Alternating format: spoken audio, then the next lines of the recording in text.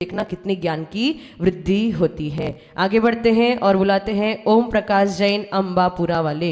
ओम प्रकाश जी जैन अपना प्रश्न लेकर गुरुदेव के समक्ष उपस्थित हो रहे हैं। मेरे मम गुरुदेव को के चरणों में बराबर नमोस्तु नमोस्तु नमोस्तु। गुरुदेव, मेरा एक शंका है कि जैसे घर में किन्नर लोग आते हैं बधाई लेने, घरों में किन्नर लोग बधाई लेने आते हैं, उनको मन मुताबिक विदाई नहीं मिलती है तो वो बधवा देके जाते हैं, तो वो बधवा लगती है क्या?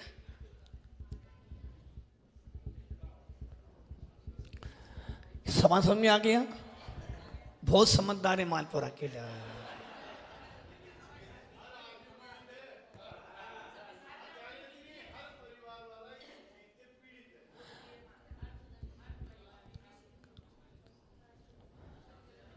सवाल आपने सुना, मुझे भी याद हो गया। और जब मैं छोटा था, घर में तुम जैसा था, मैंने भी बहुत देखा।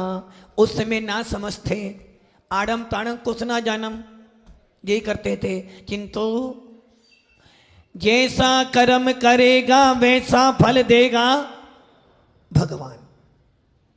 ये ध्यान रखना, किसी की बद्दुआएं मेरा बुरा कर देंगी ऐसा तो 3 काल में नहीं होने वाला।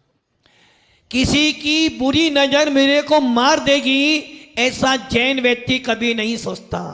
गांधी के 3 बंदर थे ना, बुरा मत देखो, बुरा मत, बुरा मत। किंतु भगवान महावीर के शासन में चौथा बंदर बहुत महत्वपूर्ण है, बुरा मत सोचो। मेरा भला बुरा किसी की बद्दुआओं से नहीं होगा। जब साधु संत विहार करते हैं ना जाने कितने लोग उनको गाली भी देते हैं, अब सत्य भी बोलते हैं, मुंह भी फेर लेते हैं, और यहां तक कभी कभार तो कुछ फेंक भी देते हैं। किंतु भैया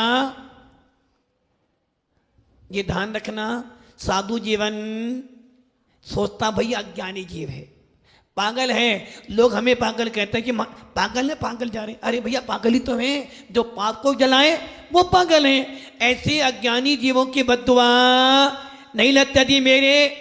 यदि मेरे अशुभ कर्म का उदय है, ओम पर खड़े हो जाओ, पर जी बैठो मत, अभी तुम्हारा सवाल बाकी है।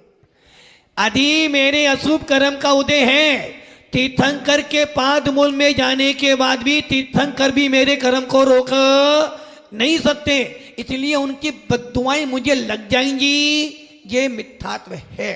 किंतु यदि वो आए हैं, क्योंकि वो भी देखो समाज से पीड़ित हैं, अपने ही समाज का एक अंग है, उनका सम्मान रखना, उनका सम्मान रखना, उनकी इज्जत रखना, उनका बहुमान करना, ये हमारा कर्तव्य है।